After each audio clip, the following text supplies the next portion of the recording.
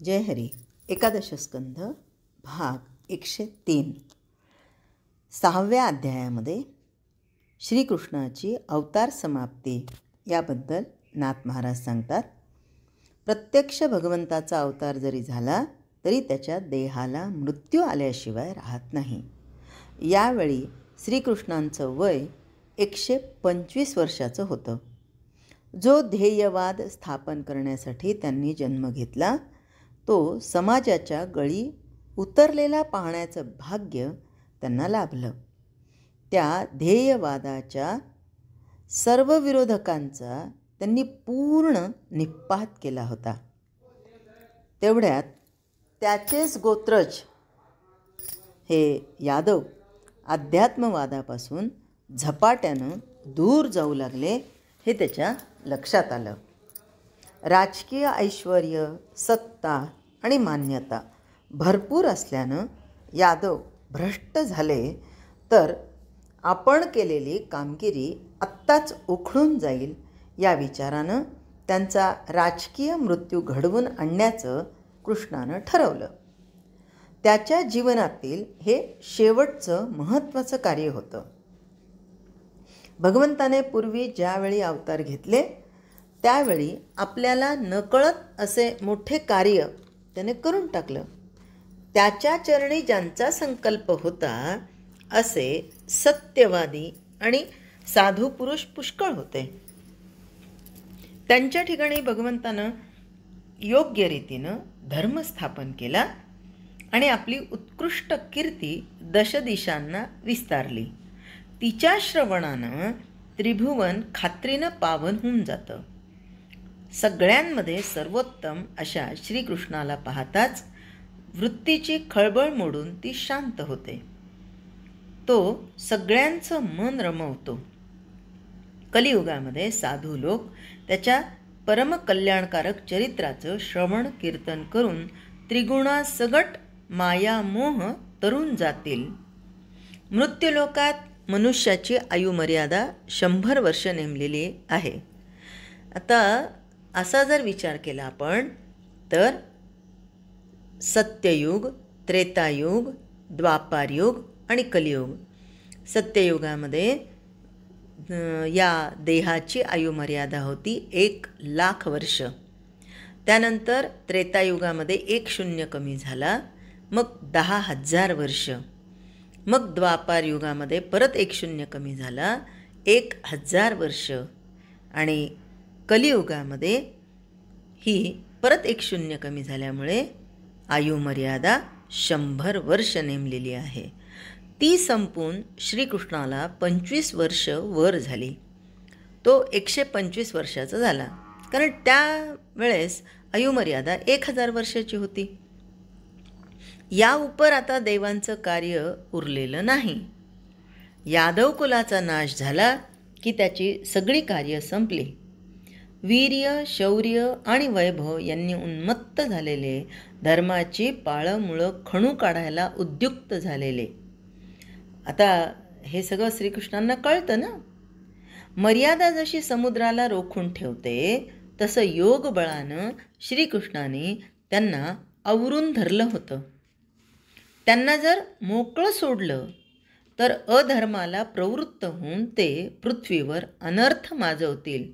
म्हणून श्रीकृष्णाने निजधामास जायच्या आधी यदुकुलनाशाचा संकल्प केला. तो संकल्प केल्याबरोबर द्वारकेत भयंकर उत्पात सुरू झाले. ते पाहून वृद्ध आणि अनुभवी यादव घाबरले. तेव्हा श्रीकृष्णाने सगळ्यांना प्रभास तीर्थास त्वरेनं जाण्यास सांगितलं.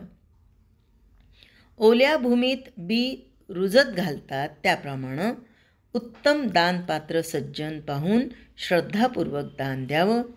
विनयाची उत्तम ओल असावी. श्रद्धेचं निर्मळ चाडा असावं. शमदमादी मजबूत बैल त्याला झुंपावे, म्हणजे पीक उत्तम रीतीनं उगवून 4 पुरुषार्थ आपोआप साधतात.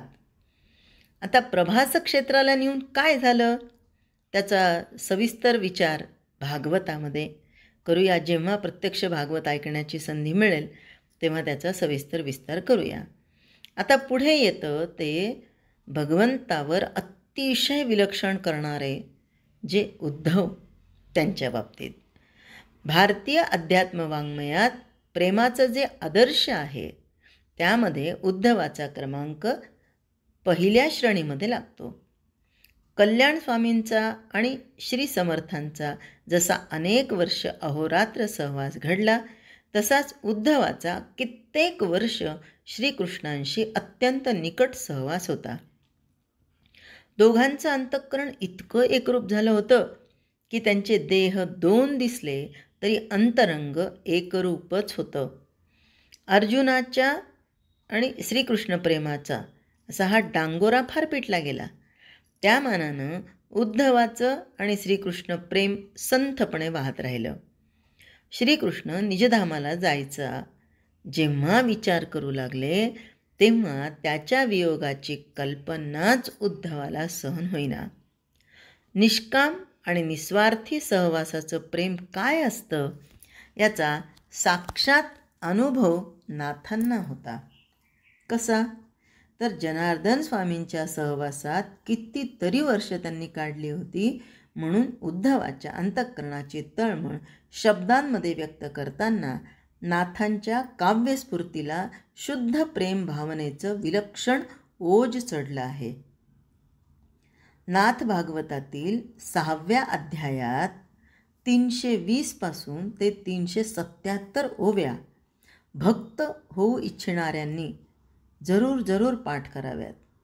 पाठांतर होत नाही आता या वयामध्ये, तर निदान वाचन तर आपण करू शकतो ना.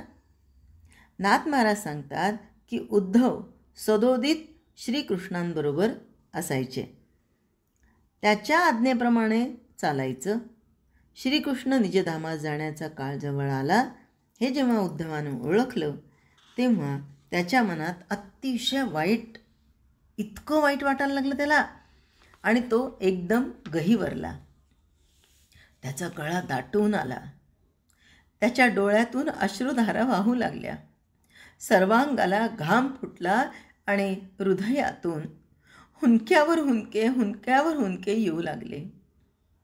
श्रीकृष्णाचा क्षणभर वियोग झाला तर प्राण जातो की राहतो असं त्याला होईल. त्यामुळं आपण आता काय करावं हे त्याला सुचेनासं झालं. श्रीकृष्णाच्या तोंडाकडे तो नुसतं पाहत राहिला. पुढे लवकरच होणाऱ्या वियोगाचं तीव्र बाण हे त्याच्या हृदयात अतिजोराने जाऊन घुसून बसले. त्याची बुद्धी आणि त्याचं धैर्य आता दोन्हीही खचलं. त्याच्या जीवाला मोठी तळमळ लागली. तेव्हा श्रीकृष्ण एकटा आहे असं पाहून तो धावत गेला आणि त्यानं त्याचे पाय धरले. पायांना मिठी मारून तो ओक्साबोक्सी रडू लागला. जगाचा नियंता विश्वाचा स्वामी श्रीकृष्ण त्याला उद्धव मोठ्या विनयानं म्हणाला, हे यादवेंद्रा, योग्यांच्या ज्ञानचंद्रा, तुझं स्वरूप कळण्यास फार कठीण आहे, पण तुझं श्रवण कीर्तन पुण्यालाही पवित्र करतं. तुझ्या कीर्तनानं संसार बंधन तुटतं आणि मन समाधान पावतं. आपल्या कुलाचा संहार करून तसंच हा लोक सोडून देऊन निजधामाला जाण्याचा तू बेत केलेला दिसतोय. असं बोलता बोलता उद्धवाला पुन्हा रडू कोसळलं. ते न आवरल्यामुळं त्याला हुंदके येऊ लागले. त्याचे डोळे पाण्यानं भरून आले आणि अशा अवस्थेत त्यानं श्रीकृष्णाचे पाय घट्ट धरले. चरणावर मस्तक ठेवून तो बोलू लागला, श्रीकृष्णा, तू माझा सखा आहेस, धनी आहेस. मला इथं सोडून तू दूर कसा जातोस? तू जाणार हे कानावर पडताच माझ्या मनामध्ये जो दुःखाचा उन्हाळा आला तो काही केल्या आवरत नाही आहे. तुझा वियोग न व्हावा असं मनापासून वाटतं. पाण्याशिवाय मासा जसा तळमळतो तसा माझा जीव तळमळतो आहे. कृष्णा, जन्मभर अत्यंत प्रेम करून अंतकाळी मात्र माझ्या बाबतीत तू निष्ठुर होत आहेस. तू गेल्यावर पाठीमागे या जगात दीनवदन होऊन जाईन. मग गोड गोष्टी मी कुणाशी बोलू? माझे प्राण कासावीस होत आहेत. आत्मा निघून गेला म्हणजे देह केवळ प्रेत रूप होऊन मागे राहतो. तसा तू निजधामाला गेलास म्हणजे माझी अवस्था होईल. माझा मायबाप तूच, असा माझा दृढ विश्वास आहे. असा असताना मला सोडून जायला तू कसा काय तयार होतोस?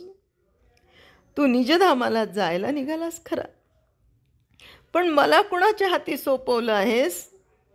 माझ्यावर तू असा का रागवलास? हा तरी माझ्या कर्माचाच दोष आहे, असं म्हणून उद्धवाने श्रीकृष्णांच्या पायावर लोळण घेतली. जय हरी.